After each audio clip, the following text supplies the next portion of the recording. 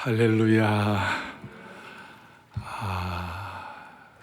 사랑하는 영가족 여러분, 오늘 온생례 온라인 생중계로 예배를 드리는 모든 영적 가족, 영원한 가족, 영광과 고난을 같이 받는 우리 주의 권속들, 있는 자리가 하나님을 예배하는 자리가 되기를 바랍니다. 그리하여 온 성도들과 주의 권속들을 머리끝부터 발끝까지 주의 보혈로 덮어주셔서 치유와 회복을 경험하기를 소망합니다. 조금 전에 저희 교회 사랑 브라더스 교육자들을 중심으로 하니 참 중창단 길을 만드시는 주님을 우리가 고백했습니다. 지금 하늘 길도 막히고 또 바닷길도 막히고 이런 길이 많이 막혔는데 이 말씀의 길이 열리기를 바랍니다. 예수님의 손길을 체험하시기를 바랍니다. 할렐루야. 저는 이 코로나 바이러스 사태를 보면서 느끼는 것 중에 하나가 사람들이 뭔가 중심을 잡지 못하고 휩쓸려 가는 것 같은 그런 좀 인상을 받습니다. 왜 그럴까? 어떤 분들은 두려움 때문에 휩쓸려 가기도 하고, 또 잘못된 정보들, 요즘 전 세계와 이 팬데믹이라는 말이 있는데 인포데믹이라고 잘못된 정보에 휩쓸려 가지고 그렇게 또 이렇게 쏠림 현상이 있고, 어떤 분들은 본인이 갖고 있는 독특한 잘못된 신념과 사상 때문에 휩쓸리는 분들도 있고, 예수 믿는다고 하면서도 또 너무 물질에 예민해가지고 물질 때문에 또 휩쓸리는 분도 있고, 안타까운 것은 신앙인들 가운데 그의 영혼이 흔들리고 영적으로 떠내려가는 분이 있다면 이거는 참으로 안타까운 일이라고 할 수 있습니다. 우리는 어떤 경우에도 말씀을 통하여 흔들림이 없는 신앙생활 되기를 원하는 것입니다. 다윗은 시편 16편에 이런 고백을 합니다. 같이 우리 보겠습니다. 내가 여호와를 항상 내 앞에 모심이요 그가 나의 오른쪽에 계심으로 내가 흔들리지 아니하리로다. 내가 흔들리지 아니하리로다. 요동함이 없는 은혜를 주시기를 바라는 것이, 만세반석 되시는 예수 그리스도 위에 말씀의 토대가 확고할 때 우리는 흔들림이 없습니다. 그래서 저는 이 본당과 또 오늘 온생례로 생중계 예배로 이렇게 드리는 모든 가정들마다 SSS, 사랑, 세이프티, 스페이스, 사랑, 안전 존이 되기를 바라는 것이에요. 그래서 저는 흔들림이 없도록 이 코로나 바이러스 극복 시리즈를 제가 하고 있는데, 정체성이 있어야 흔들리지 않는다. 또 영향력이 있어야 흔들리지 않는다. 그리고 제가 처음에 이 과거의 은혜는 기억하고 하나님의 인도는 기대할 때에 흔들림이 없다. 그래서 오늘은 이 기억과 기대에 대한 대꾸로 오늘은 제가 고난과 영광이라는 주제로, 고난과 영광을 통하여 우리 성도들이 흔들림 없는 신앙의 은혜를 주시옵소서. 흔들림이 없도록. 이 고난과 영광이라는 말은, 성도의 고난과 영광이라는 말은 마치 동전의 양면과 같고, 이 신앙인들에게는 이 고난과 영광은 독특한 함수관계가 있는 거예요. 그리고 이 고난과 영광을 잘 이해하게 되면 신앙의 새 차원으로 이동이 가능한 것이에요. 복음의 핵심이 뭐예요? 십자가의 고난, 부활의 영광, 그것이 복음의 아주 핵심 아닙니까? 양면과 같지 않아요? 그래서 오늘 저와 여러분들이 이 코로나 바이러스 이 사태 가운데서 고난과 영광이라는 이 두 단어가 여러분들 가운데 이것이 체화되고 완전히 내 것으로 확인되고 말씀을 통하여 영의 눈이 딱 띄어지면 만세반석 위에 있는 것처럼 흔들림이 없는 은혜를 베풀어 주시는 것입니다. 오늘 본문을 좀 차근차근 보도록 하겠습니다. 오늘도 여전히 제가 여러분들에게 설교 노트를 다 내어드렸습니다. 설교 노트 다 갖고 계십니까? 자, 보시고 거기에 보니까 중심 잡기 힘든 현실 상황 속에서 말씀을 통하여 길을 발견해야 한다. 만세반석 대신 예수님은 길 만드시는 분이시다. 제가 얘기 놓고, 그 다음에 오늘 제가 이제 성경을 애써가면서 베드로전서 4장을 보는데, 베드로는 고난과 영광을 동시에 체험한 분이고, 베드로는 한때는 너무나 부끄러운 일을 했지만 나중에는 완전히 하나님의 사람으로 완전히 무장된 이 양면성을 하나님께서 베드로의 삶을 통하여 확인시켜 주시는데, 베드로가 이것을 책상머리에 앉아가지고 연구한 것이 아니라, 연구만 한 것 정도가 아니라 삶으로 고난과 영광을 다 체득하고 난 다음에 오늘 베드로전서 5장까지 있잖아요. 5장까지 있는데 제가 보니까 ESV라는 이 영어 우리 지금 제일 무게 있는 권위 있는 성경 번역본 중에 하나인데, 헬라도 마찬가지고, 원어로 볼 때 이 베드로전서 5장 가운데서 고난이라는 말이 몇 번 나올까요? 17번 나와요. 17번. 그러니까 괄호 안에 17번이죠. 자, 우리 집집마다 지금 성경 설교 노트 다 가지셨잖아요. 거기다가 괄호 안에 괄호 좀 넣어보세요. 그 다음에는 뭐라는 단어가요? 영광이라는 단어가, 고난이라는 단어가 17번이라면 영광이라는 단어는 총 10번 나오는 거예요. 베드로 전후서 전체를 보면 고난이라는 단어가 18번이고 영광이라는 단어가 14번, 거의 비슷한 무게로 고난과 영광을 다루고 있는 것이에요. 이 고난과 영광, 이 두 가지가 아주 중요한 베드로 전후서의 중요한 핵심 어떤 무게 있는 단어라고 말할 수 있습니다. 자, 그런데 오늘 제가 미리 19절을 미리 빼왔어요. 이 19절은 베드로 전서의 아주 노른자와 같이 소중한 부분이에요. 소중한 부분인데 19절을 또박또박 같이 우리 합독하겠습니다. 그러므로 하나님의 뜻대로 고난을 받는 자들은 또한 선을 행하는 가운데 그 영혼을 미쁘신 창조주께 의탁할지어다. 아주 귀한 말씀이에요. 아주 똑똑한 말씀이에요. 그러니까 고난과 영광이라는 이 주제 앞에서 첫 번째로 깊이 생각할 것은 뭐냐면, 그러므로, 19절 다시 한번, 그러므로라는 것은 지금까지 해왔던 것 1장부터 4장 18절까지 전체를 다 요약해서 특별히 3장, 4장에 나타나는 이 고난을 받는 이유가 뭔가, 고난받는 이 모든 것들을 다 종합적으로 결론을 내려볼 때 그것이 그러므로예요. 그러므로 하나님의 뜻대로 고난을 받는 자들은, 그냥 뒤에 바로 그 영혼을 미쁘신 창조주께 의탁할지어다. 그러니까 고난받는 자들은 우리의 영혼, 우리의 삶을 미쁘다는 말은 믿을 만하다, 신뢰할 만하다, 한결같으시다, 페이스풀하시다, 한결같이 신실하신 분이시다, 그 한결같은 창조주께 내 삶을 의탁하게 되는 것이에요. 이렇게 말할 수 있습니다. 고난을 통하여 우리는 새로운 삶의 방식으로 들어가는 것이에요. 그게 첫 번째 우리가 성도의 고난은 새로운 삶의 방식을 갖게 하는 것입니다. 새로운 라이프 스타일, 새로운 삶의 방식으로 들어가게 하는 것이에요. 오늘 저와 여러분이 당하는 수많은 고난들, 그리고 한국교회가 당하는 고난들, 또 우리의 삶의 지나간 여정 가운데 일어났던 수많은 고난들은요, 지나놓고 보면 신앙적으로 새로운 삶의 방식을 갖도록 만들어주시는 것이에요. 근데 그 새로운 삶의 방식이 뭐냐? 미쁘신 창조주 하나님께 내 삶을 의탁하게 하시는 것이에요. 여기 보니까 창조주 하나님이라는 말이 신약에서는 이곳에만 유일하게 나와 있는 것이에요. 그러면 창조주 하나님이라는 말이 왜 소중한가?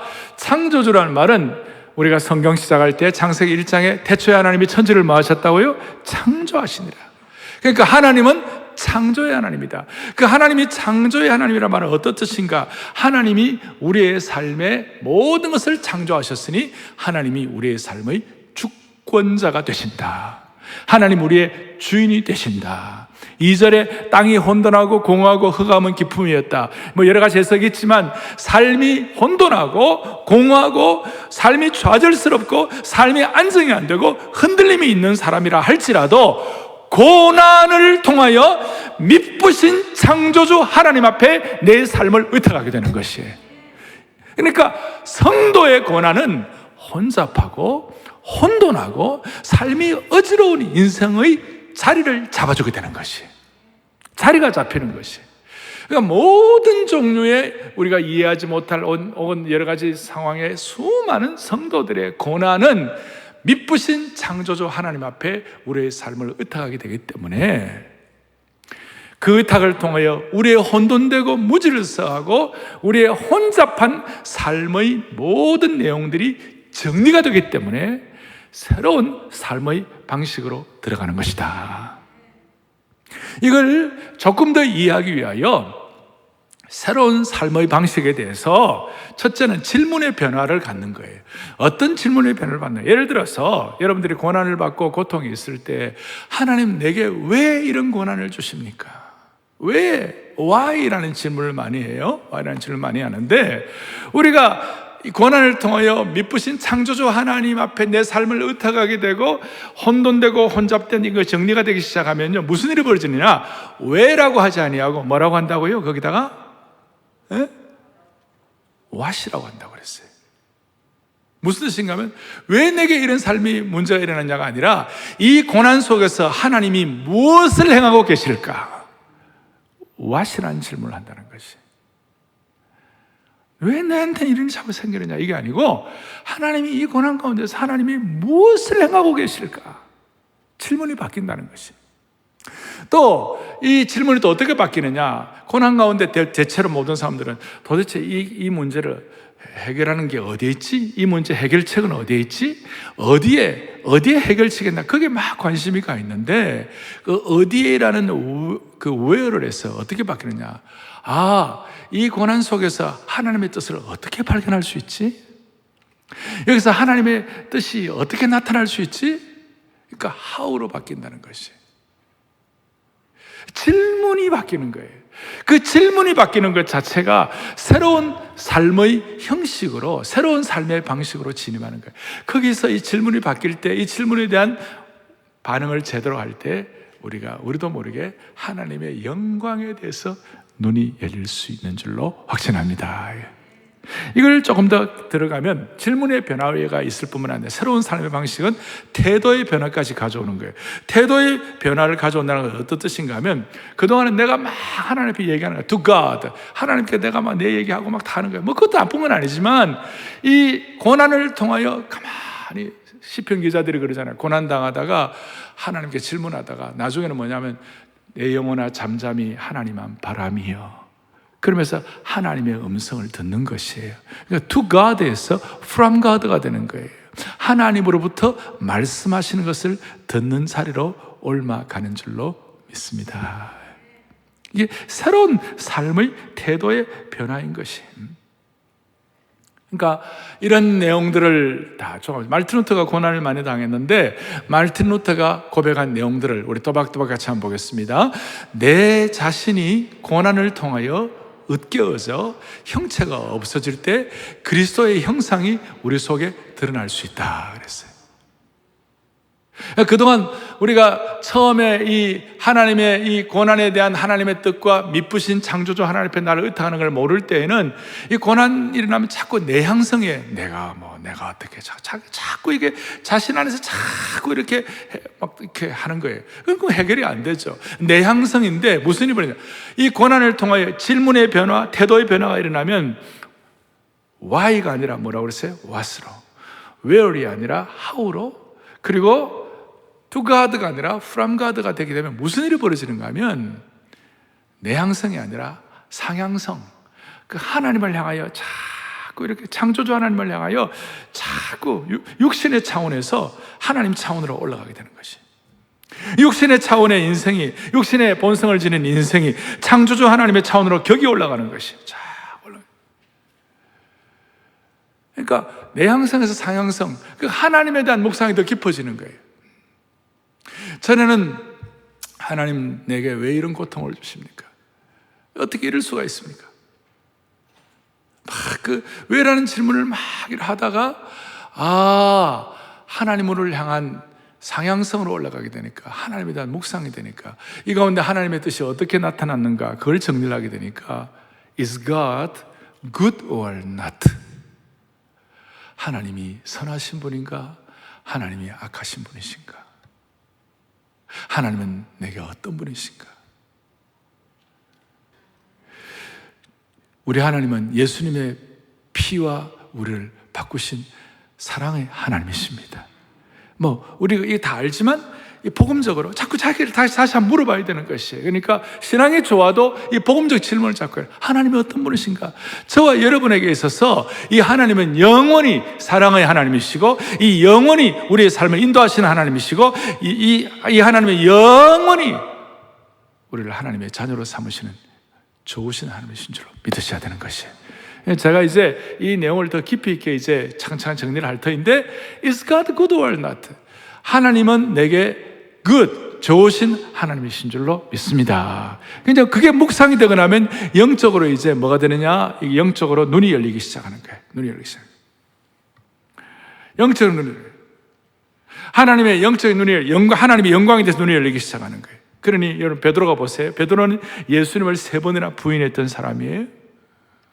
그런데 그가 이 모든 과정들을 통과하면서 어떻게 보면 상상이 안 되는 독특한 명령을 내리는 거예요. 아니, 단순한 명령이 아니라 명령형 격려를 하는 거예요. 그래서 오늘 본문에서 6가지 격려를 하는 거예요. 미쁘신 하나님께, 창조주 하나님께 고난을 통하여 나를 의탁하게 되면, 고난을 당하는 너희들은 미쁘신 창조주 하나님 자신을 의탁하라, 이런 새로운 삶의 방식에 들어가면 Y에서 How로 바뀌는 사람은, Where에서 What으로 바뀌는 사람은 하나님 앞에서 이런 명령형 격려를 받는 거예요. 첫째, 고난 이상하게 여기지 말라. 12절에 불시험과 고난 이상하게 여기지 말라. 그 다음에 13절에 뭐냐? 고난에 참여하는 것을 뭐하라? 즐거워하라. 계속해서 15절에 보니까 그러나 고난도 악행이나 엉터리 잘못으로 고난 당하지 말라. 그 다음에 계속해서 16절에 그리스도의 고난을 받으면 부끄러워하지 말라. 부끄러워하지 말라. 계속해서 뭐라고 하느냐? 16절에 도리어 그 이름을 하나님께 뭘 돌리라? 영광을 돌리라. 그리고 19절에 뭐라고 말씀하는가? 영혼을 미쁘신 창조주 하나님께 의탁할지어다. 참 놀라운 이 새로운 삶의 스타일로 들어가라는 명령을 하고 계시는 것이. 그리고 희한하게도 미쁘신 창조주 하나님께, 신약에 딱 한 번 나오는 창조주 하나님 앞에 창세기 1장 1절에 천지를 창조하시는 그 하나님께 주권을 드리는 그 은혜를 깨닫게 되면 내 삶의 아집과 자아와 고집과 내 것이 점점 옅어지고 힘 빼기 작업이 일어나는 줄로 믿습니다. 그리고 내 힘이 빼어지면 하나님의 힘이 내게 들어오는 것이, 그럴 때 그 고난을 통하여 하나님의 찬란한 영광에 눈이 열리게 되는 것이. 여러분 그렇잖아요. 운동도요, 힘을 빼야 고수가 되는 거예요. 수영 초보자는 힘이 얼마나 들어간지 몰라요. 그래갖고 꼬르륵 깔아앉는 거예요. 초보자는 힘이 막 들어가요. 음악도 마찬가지예요. 제가 첼로를 몇 번 배워보니까, 제가 첼로를 해보니까 초보자일 때는 첼로 근데 선생님 보니까 힘이 안 들어가요. 음악도, 운동도, 테니스도. 그 다음에 뭐죠? 그 검도를 하는데요. 검도의 고수가 되려면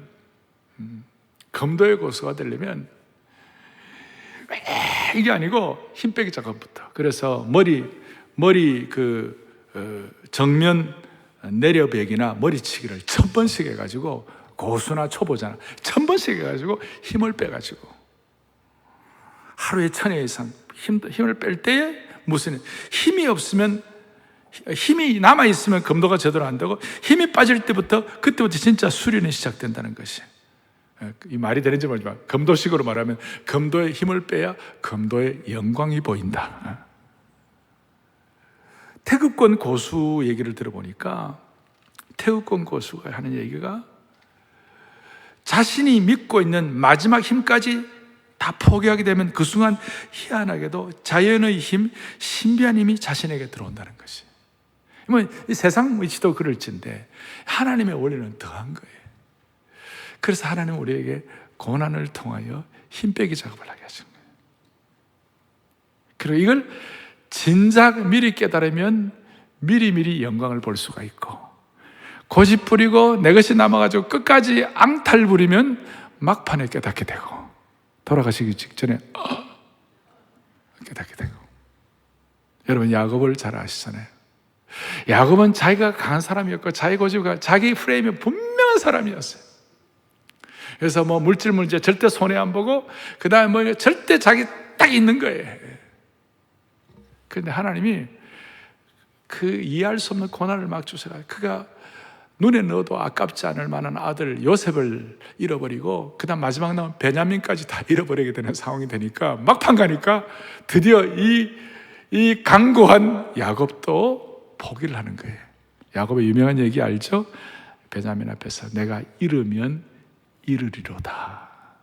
다시요. 내가 잃으면 이르리로다. 그렇게 하니까 그 순간 야곱의 힘 빼기 작업이 된 거예요. 그럴 때 하나님께서 됐다.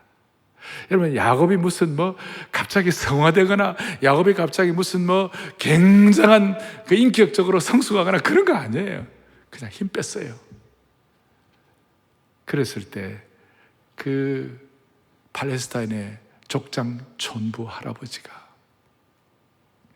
당대 최대의 제국 이집트의 황제를 안수하는, 축복하는 영광을 누리게 된 줄로 확신합니다. 힘 빼기 작업이에요. 이것은 참 신앙적인 독특함이에요. 독특함이에요. 다시요. 초보자는 다 힘이 들어가요. 그러나 성숙할수록 힘이 빠지고 부드러워지는 것이. 오늘 창조주 하나님 앞에, 미쁘신 창조주 하나님 앞에 고난을 통하여 자신을 의탁하게 될 때, 이것이 질문이 바뀌고 태도가 바뀔 때 새로운 삶의 형태가 주어지고, 이 새로운 삶의 형태를 통하여 하나님의 영광의 눈이 열리는 줄로 믿습니다.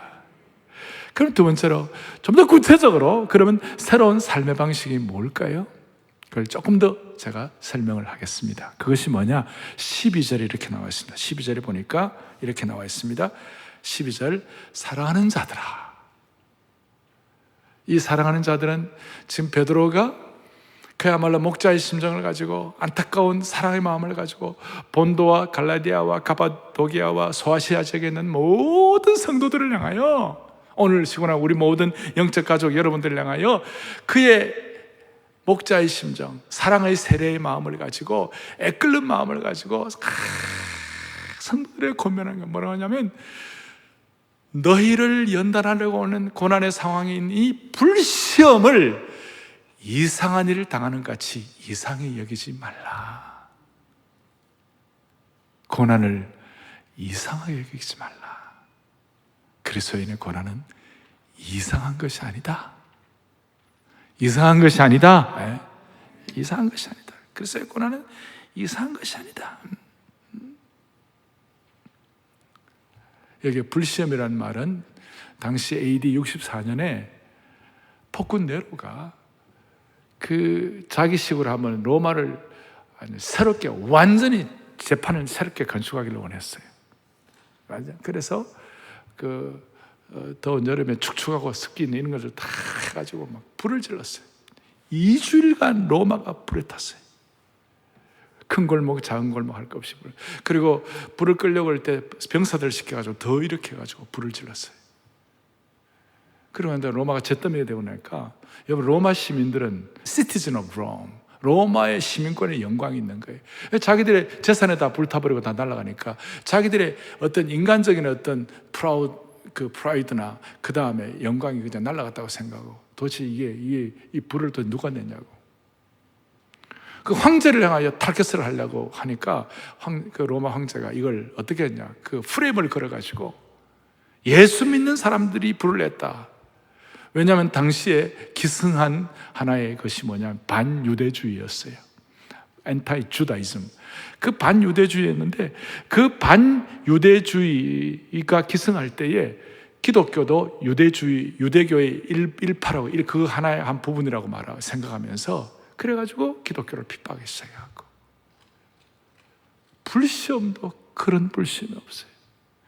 예수 믿는 사람들을 잡아서 투옥해가지고, 예수 믿는 사람들에게 동물 껍데기를 입혀가지고 사자에 찢어지게 만들고, 예수 믿는 사람들을 그냥 몸에다 기름 발라가지고 그 십자가에다 화형되어 있으려 해가지고 정원에 불을 밝히게 만들고 고문하고, 그 불시험은 말로 다 알 수가 없었어요.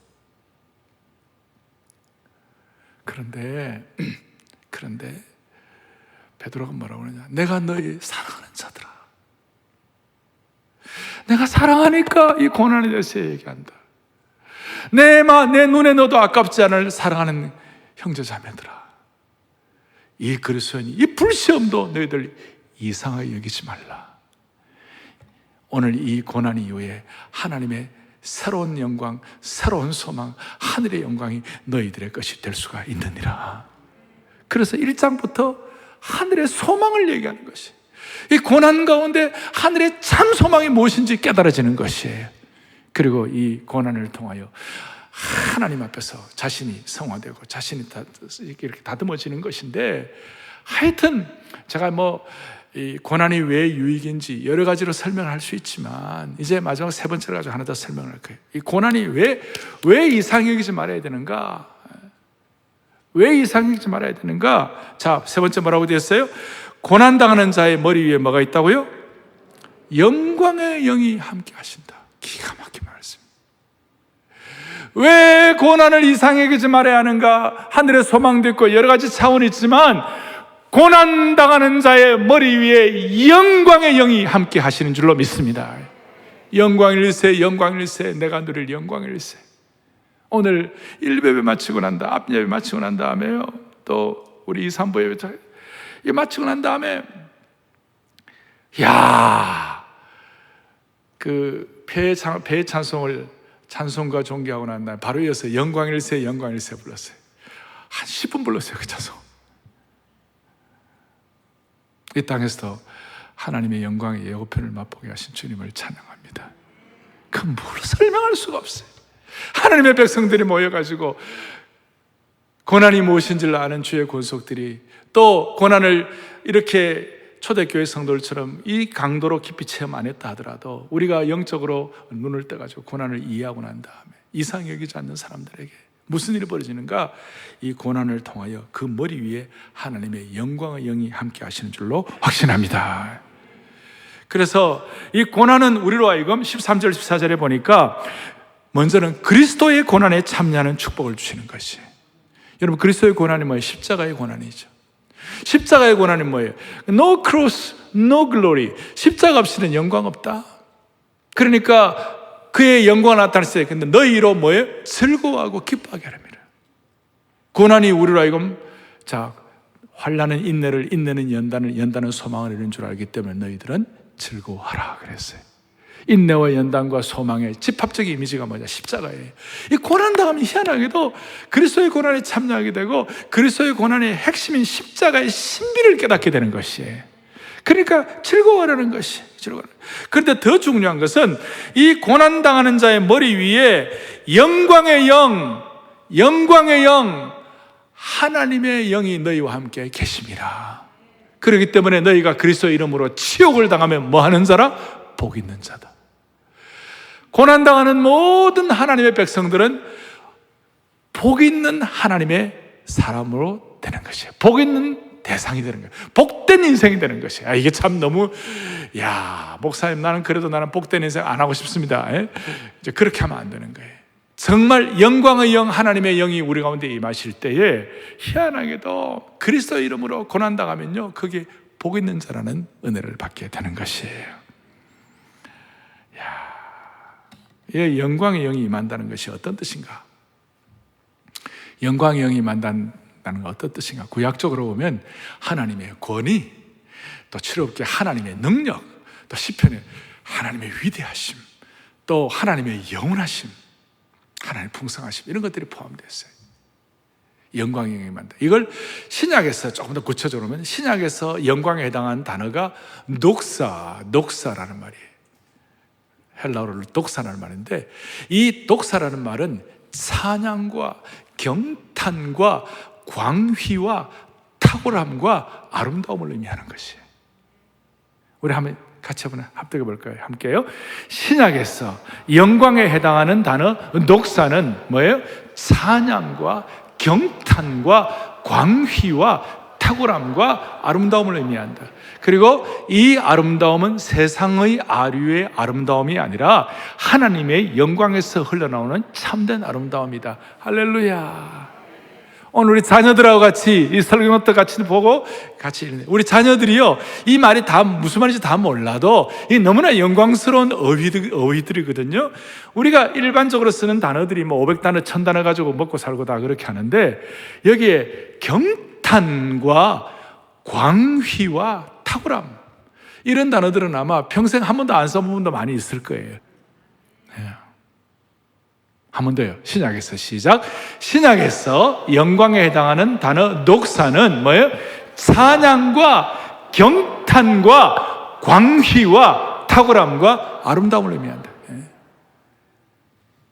그야말로 우리 찬양하는 그대로 찬송과 존귀와 영광과 능력과 부요와 지혜와 힘을 체험하는 그 영광을 허락해 주시는 것이에요.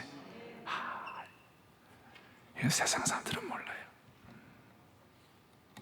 그래서 하나님의 영광이 나와 함께 한다는 것은 하나님의 권위와 능력과 위대하심과 영원하심과 풍성하심과, 그 광위라는 말은 뭡니까? 빛광자에다가 더 빛날 휘자예요. 빛이 나고 탁월하고. 이것이 주어지는 사람들에게는 뭐냐 하면 이 땅을 살아가면서 두려움을 더 이상 두려워하지 않는 거예요. 이 단어가 우리에게 확인된 사람들은요, 내가 비록 부족하고 나약한 인생이라도 하나님의 영광에 눈이 열리는 사람들은요, 사람을 두려워할 이유가 없는 것이, 너무 환경도 두려워할 이유가 없는 것이에요. 고난은 영광의 영이 임하는 것이다. 할렐루야. 밑에 보면 다니엘 얘기해놨죠. 다니엘 사자굴 속에 던져질 때 그 고난은 말로 다 할 수 없죠. 근데 천사가 함께함으로 말미암아 다니엘서 6장에 당대 최대의 제국의 황제가 다니엘의 하나님께 납작 엎드리면서 하나님의 찬란한 영광, 광휘가 나타난 줄로 믿습니다. 그 다음 밑에 제가 스데반 얘기 나왔죠. 스데반은 겉으로 볼 때는 실패자요, 불행자같이 보이는 거예요. 근데 스데반이 뭐예요? 고난당하는 자에게 하나님의 영광이 임한다 할 때 그게 그대로 그 현장에 접목이 돼가지고 스데반을 향하여 돌멩이를 던졌잖아요. 날아오는 돌을 본 것이 아니라 하나님의 영광에 눈이 열려가지고 하늘을 보는 것이. 자, 여러분, 날아오는 돌을 보지 말고 하늘을 보시기를 바랍니다. 스데반이 하늘을 볼 때 무슨 일이 벌어졌어요? 우편에 서신 예수 그리스도, 그 주님의 영광을 체험하게 되는 것이에요. 영광일세, 영광일세. 할렐루야. 너무나 성도의 고난을 이상히 여기지 말아야 할 이유는 그 고난을 통하여 뭐가 일어난다고요? 하나님의 영광의 영이 임하는 것이에요. 이럴 때 우리는 사람을 두려워하지 아니하고 환경도 두려워하지 않을 수가 있습니다. 오늘 이 말씀이 여러분들에게 실감이 되기를 바랍니다. 여러분, 지금까지 살아온 동안 고난 겪으셨죠? 고난 없는 분이 어디 있겠어요? 그 고난이 여러분들 허구나 가상이었어요? 아니면 실체였어요? 여러분들이 지금까지 당했던 수많은 어려움들, 또 예수 믿는 것 때문에 당하는 고난들 많았을 텐데 그것이 허구였어요? 실체였어요? 실체였죠? 마찬가지예요. 앞으로 우리가 얻을 영광도 실체가 될 것입니다. 고난이 가상이 아니라 실체라면 우리가 앞으로 성도의 머리 위에 있는 성도에게 임할 하나님의 영광도 허구가 아니라 실체가 될 것입니다. 여러분, 이 영광의 실체를 붙잡을 수 있기를 바랍니다. 바울이 이걸 깨닫고 현재의 고난은 장차 나타날 영광과 좋게 비교할 수 없도다. 영광의 중한 것과 고난의 경한 것을 비교해보라.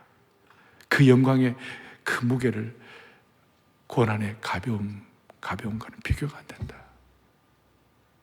이 마음으로 여러분들 다시 한번 질문을 바꾸시도록. Why가 아니라 뭐라고요?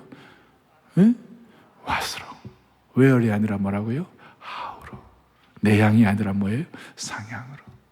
그래, 한마디로 고난을 통하여 미쁘신 창조주 하나님을 깊이 더 깨닫게 되면 내 머릿속에 놓은 하나님이 아니라 고난을 통한 진짜 백이 하나님을 만나게 되는 것이에요. 그러니까 내 머릿속에 제한되고 한정시켜 놓은 하나님이 아니라 고난을 통하여 참된 하나님의 하나님 되심을 선포하게 되는 것이에요. 제가 엘리자베스 엘리엇이라는 분의 얘기를 그렇게 해놓았는데, 엘리자베스라는 분이 본래 성경 번역 선교사였어요. 20세기 초반에. 그래가지고 성경 번역을 다 그 현지인들하고 같이 해가지고 이제 했는데, 제일 자기를 도와주는 현지 조력자가 총에 맞아 죽었어요. 그리고 강도가 들어와서 자기가 번역한 모든 자료들을 다 훔쳐가 버렸어요. 그러니까 자기의 전생애를 투자한 것이 다 날아가 버렸어요. 얼마나 허무하겠어요. 근데 그 이후에 결혼을 했어요. 짐 엘리엇이라는 선교사님하고 결혼했어요. 근데 아시는 대로 짐 엘리엇과 그 5 선교사님이 아우카족의 창에 찔려 죽어요. 선교 재회복이 되잖아요. 이런 비극이 어디 있어요? 자기의 전생애를 투자한 건 다 날아가 버리고, 자기의 사랑한 남편이 그 원시인들, 미개인들의 창에 찔려 죽고, 그 고난을 겪으면서 그 엘리자베스 엘리엇이 유명한 고백을 하는 거예요. 뭐라고 고백하느냐? 이런 고백을 읽어보겠습니다. 하나님은 창조주 하나님이시다.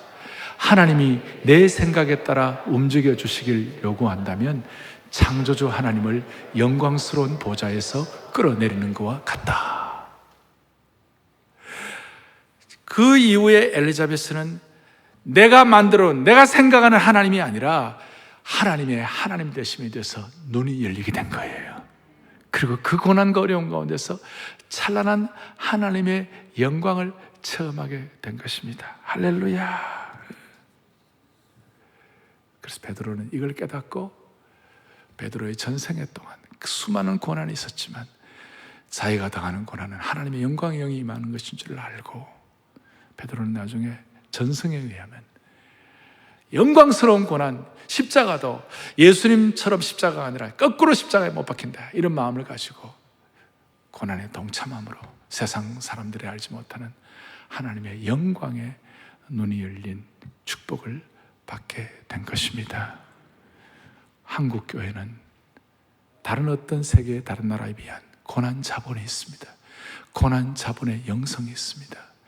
이 고난 자본을 통하여 하나님의 영광에 눈이 열리기를 바랍니다. 여러분 개인적으로도 이 고난을 통하여 하나님의 영광의 영이 임하기를 바랍니다.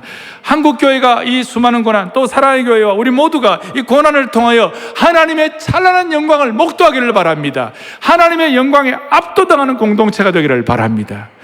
한국교회가 회복되고 치유되고 한국교회가 다시 부흥하는 것에 대한 여러 가지 설이 있고 여러 가지 계획이 있고 여러 가지 아이디어가 많은 생각들이 있습니다. 어떤 사람 비판해야 한다, 회개한다, 뭐 다 있습니다만은 저는 한 가지 분명히 알고 있습니다. 그것은 뭐냐?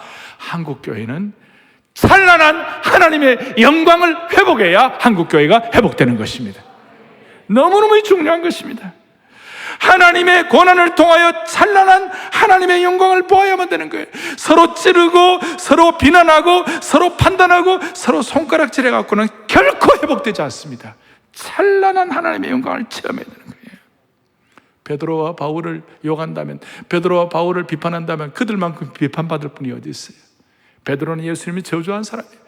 그 아마 죽을 때까지 있잖아요. 뒤끝 장렬이에요. 바울도 말할 거 없죠. 스데반을 죽인 사람인데 죽을 때까지 뒤끝 장렬로 비난받아야 되는 거예요.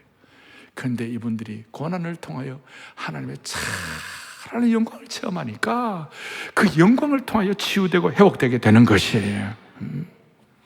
오늘날 한국 교회 내에도 하나님의 영광이 뭔지를 모르는 분들이 너무 많아요.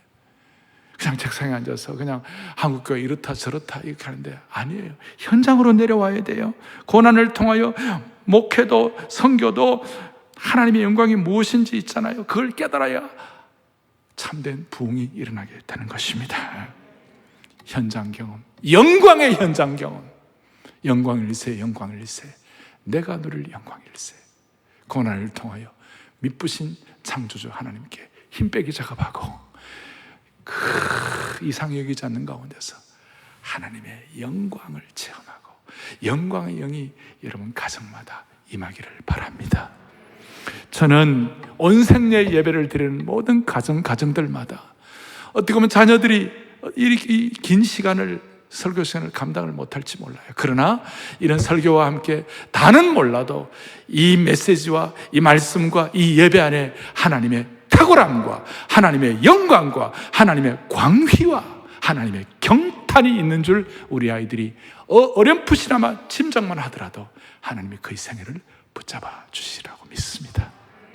할렐루야. 가슴에 손을 얹겠습니다. 하나님 아버지, 하나님의 영광을 머리로가 아니라 온몸으로 깨닫고 온몸으로 체화하고 온몸으로 감당해내는 귀한 주의 권속들 되게 하여 주시기를 원합니다. 개인도 공동체도 한국교회도 다시 한번 찬란한 하나님의 영광, 고난과 영광의 함수관계를 이해하여 그 영광의 수혜자들이 됨으로 말미암아 치유와 회복을 경험하게 하여 주시옵소서. 우리의 생명 되시고 영광의 소망이 되시는 우리 주 예수 그리스도를 받들어 간절히 기도 올리옵나이다. 아멘.